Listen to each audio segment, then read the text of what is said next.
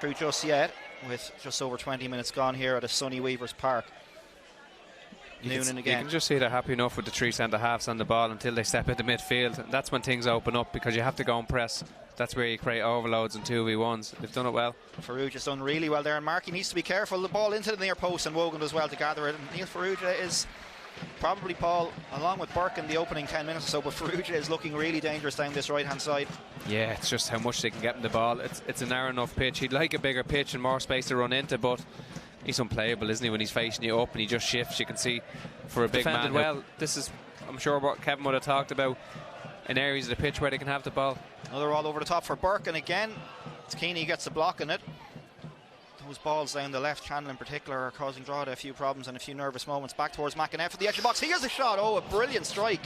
And Wogan was just looking at that one. I'm not quite sure if he thought that was going to go wide. It was a great strike by McInnes with the outside of his right foot. Oh, he catches it so well. He gets over it, doesn't he? Like, you're thinking some of these can go sky high. He gets over it really well. It's coming across his body. It's hard to strike. Yeah, Nathan Foley does well, doesn't he? Just to pinch it. Aaron Green. It's a brilliant ball from Green in behind, and it's Kenny who gets the shot away. Oh, what a goal that is. What a goal from Shamrock Rovers. A brilliant ball from Aaron Green. Do you know what? And Johnny Kenny's first touch is unbelievable. When the ball is so perfect, but he's running onto it and you're thinking, how good is his first touch? Just takes it away from where the centre-half's going to come from. Then with his left foot, brilliant finish into the bottom corner. Fantastic goal. 8th goal of the season for Johnny Kenny. It draws him level alongside Aaron Green in the top scorer stakes. The run is perfect. Rovers. Oh, it's a beautifully curled ball in behind, and it was Jack Keeney who just couldn't get to it. Wogan came out to narrow the angle, but Kenny finished that one emphatically into the far corner. Brilliant finish from him. Yeah, just watch his first touch coming onto it. He just takes it away from the centre half where he's coming from, and that's what gets the shot away. It's brilliant. Brilliant finish from him. Evan Weir was back on the goal line, just couldn't do enough to keep it out. And Shamrock Rovers, such a great pass from Green down that left hand channel, and Kenny one touch, bang, back of the net from him. 8 goals so far this season for the 20-year-old. Again, it's Farrugia against Bow over on that far side. Back to Burke on that left foot again, and it's into the top corner. What a finish. We said they needed to watch that left foot of Graham Burke's. Gave him too much room, Paul, and they were punished. Oh, it's his side, isn't it? It's the one, if he gets it right, you know it's just going to nestle into the top corner. You can see the Shamrock Rovers staff there, what it means to them all coming together. It's a big second goal in the game where Drogheda haven't started and Rovers have came out of blocks in the second half. We spoke off air at half time, probably didn't talk about it too much, about the lack of quality. I tell you, in the first half, there's 2 absolute moments of magic in the second half. Burke, Gary Deegan just couldn't get to him. Oh. Did it take a little flick off Evan Weir on the way through there? On that replay, hard to tell, but the worry is when he gets it out of his feet like that. Look.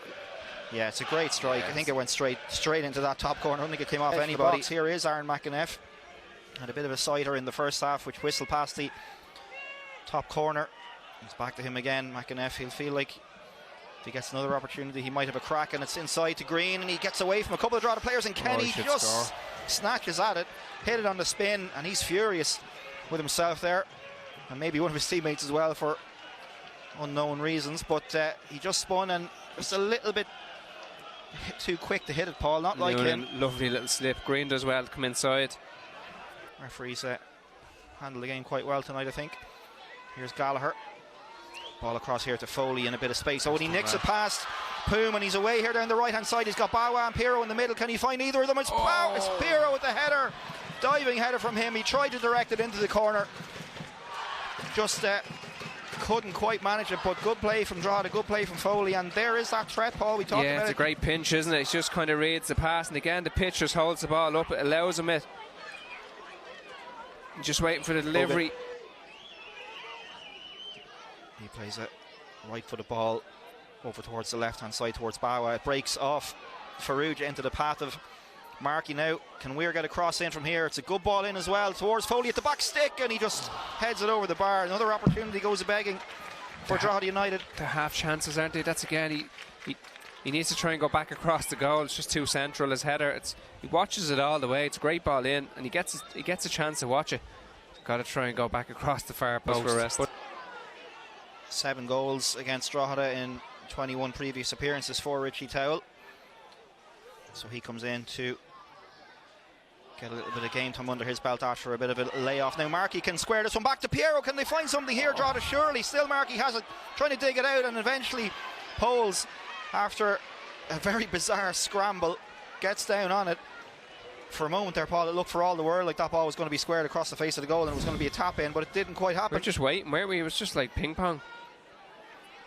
It was just blocked at the near post, and then Markey was trying to do a few layoff by Piero to Markey. Drogheda aren't done just yet in this game. We're in towards the centre of the penalty area. It's gone beyond everybody. He's going to break for Foley.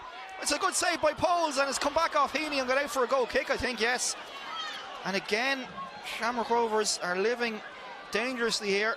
Drogheda have had a few opportunities in the second half to pull a goal back, and again they just can't make it count. It's Foley at the back, isn't it? Who's that gets caught under? It was O'Sullivan who got caught under. It was a good absolutely. He's been excellent, and Poom on the other side. But what you get then when you have midfielders dropping back in is how comfortable they are on the ball.